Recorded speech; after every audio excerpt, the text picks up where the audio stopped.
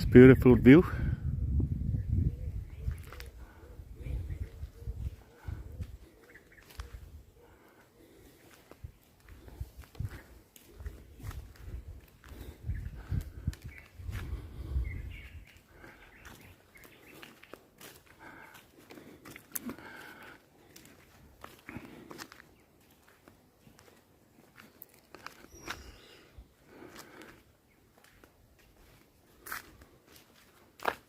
Ja, det baka ekolot i Tapatapao.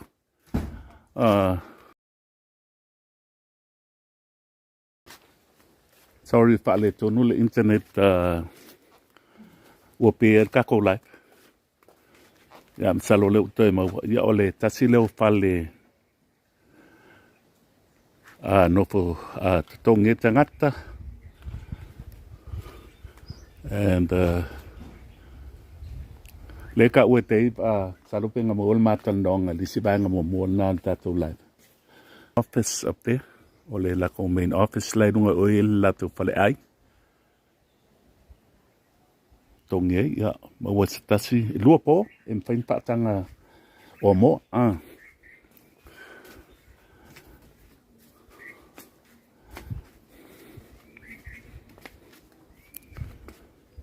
Yeah, e pasa lau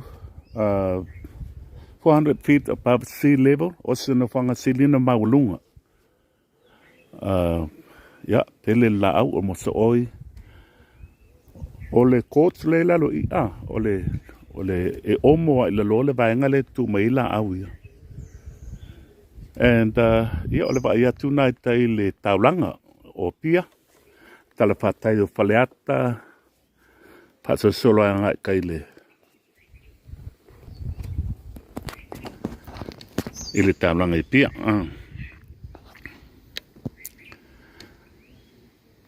Sorry, wo moto atum salo pa le tono internet na lela. Ya le to tampa ya tulta to live.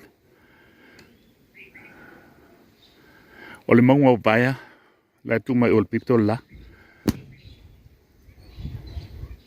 That's smart by. Pa solo I fole itai le taulango pia le sale nei le tos fumatasi o le masino o kuso tao le sumo mo setema.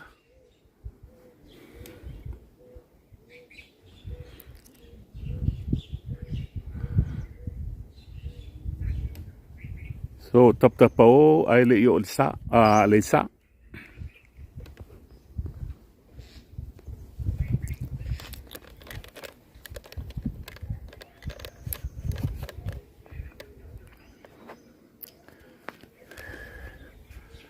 Lato ofisa utu.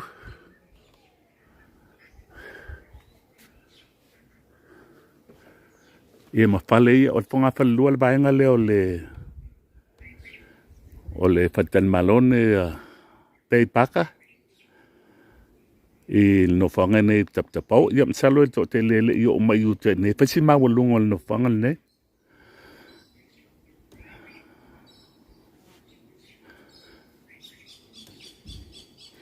Ia msalo kere lo pe ola mo le pea le lalo i.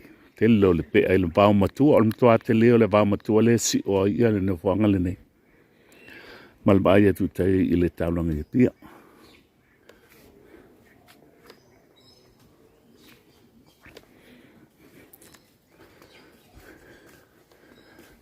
Peo no whanga i te si o alba mkua.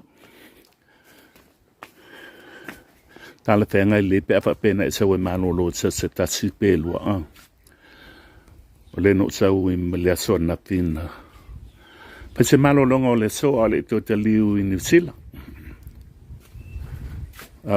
Manatu e whai tu statu lai di i le baenga leo le. Tau pa le tono male internet. Hopefully my Wi-Fi is picking up all right. Yeah.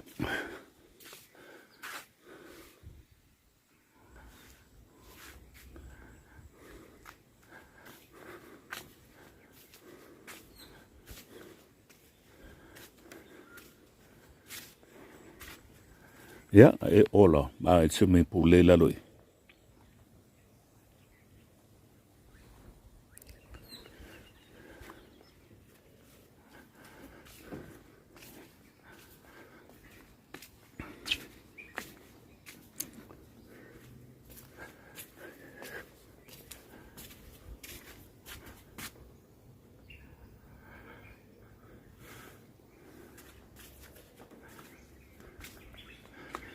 Ia, mo se oile tu mai lumai.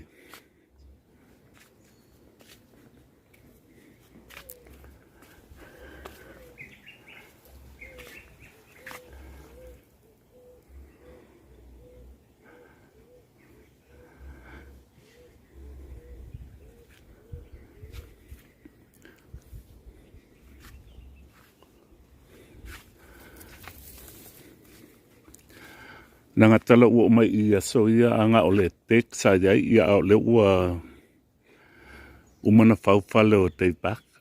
Se tatsifo ina lau lo tulanga musika. Ia salo ona musika mai na fausia ia le nei vaenga mantua ana fai mai te pakal mata no nga duas fulum tau sanga te wai pea. O langa polo misi leo na tua.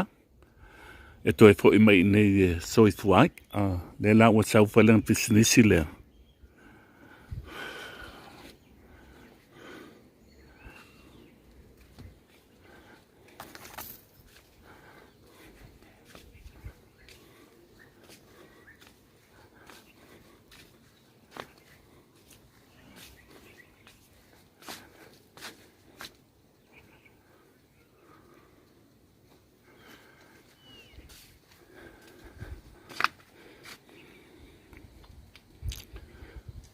Mana i tau ni sa mo le so le sa. Matango fiel ba ia tu o ia fiati i po. Le fe la fi mai o moli fo i o le taulanga.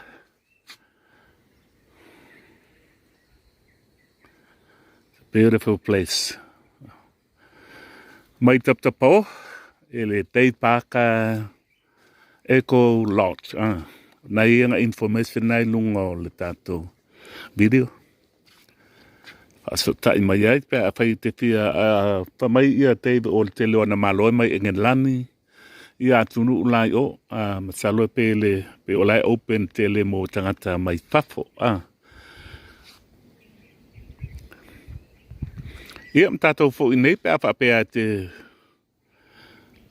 lo le pe ala o kalma pe ala ia msalo i le ulo akul kako kamel ale te I can see i mata fo ia fo le tino o kalma pe ala yo.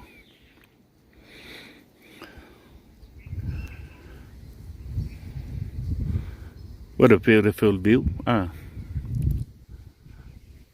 Ilo le lea tua ene il talfata i o pia o ol taulanga le wafu o matautu. Ia whaasolo mai taulanga ma ia whaasolo mai la tu paleata. La au e se le ngel mo sa oilele ola mo le fual mo sa.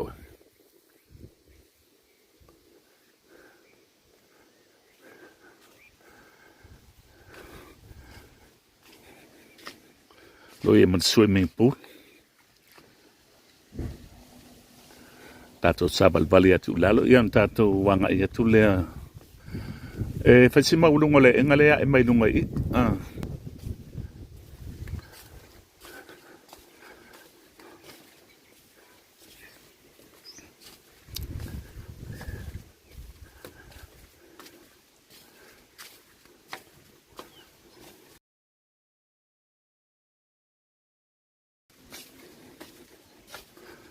Salo pena e mawane ia langa lena motu tato lat il ma talnonga matei paka.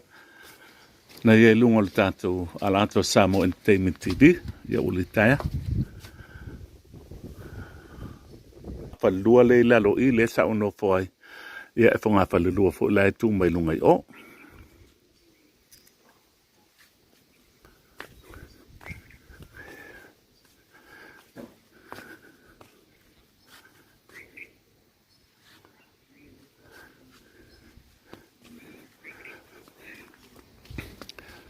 Mana ia le olau whai ma te leo me te tō. Mātango whietonga la au.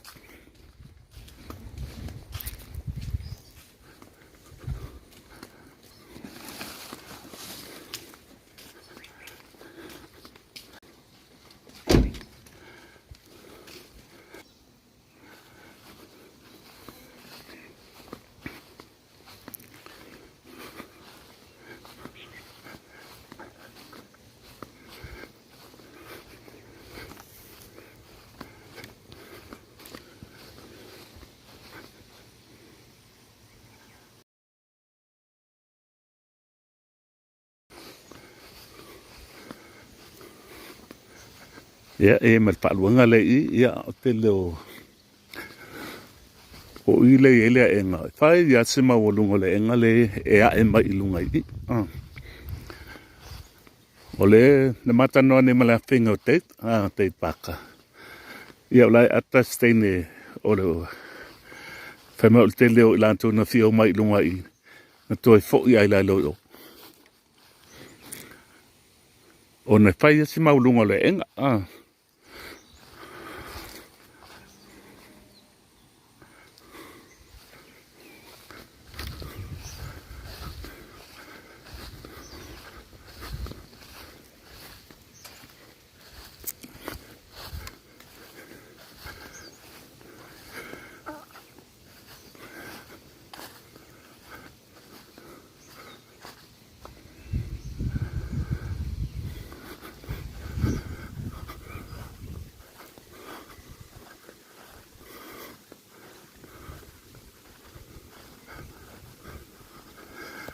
Ia o le pito le lalo le fale. Ia.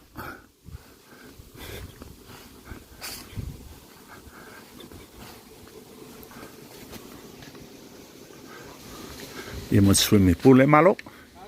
O mai oi. Ia, tam whenga luenga. Pisi au kou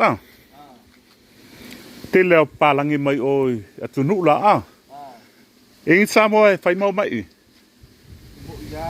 Seasa Pea o maloi mai pafole telena Le to tele maloi el terminei o malo fo mai fafo Pela specialize fo ia fatan malode mo tangata fau mai fafo le fa mai ia te pakan le matanonga lim fainga walk in lim fainga saulo ia a fatai le na mo lo wa no tau mo el potas lo ia lan telefon na ba I lungol tato wala faile pok you can't just walk in ia o te mangialo was Ola le mele pesca mul mele Lau fala. Ia o lau fala. Pe yang folding o kamo. Ia. Le la tatu wanga ilalo le enga. Le enga la le te pe tu ia fai yasi mawalunga le tu lungo le enga. Ia e tengo fiana e mai lunga. Sia ta mai ta vale ale pelua I ala en nga e mai lungo le enga.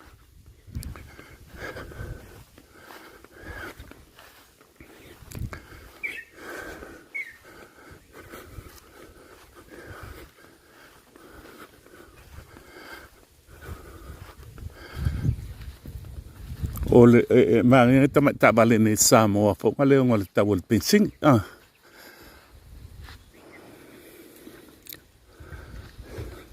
o la wala le nga ia tu lalo ia nga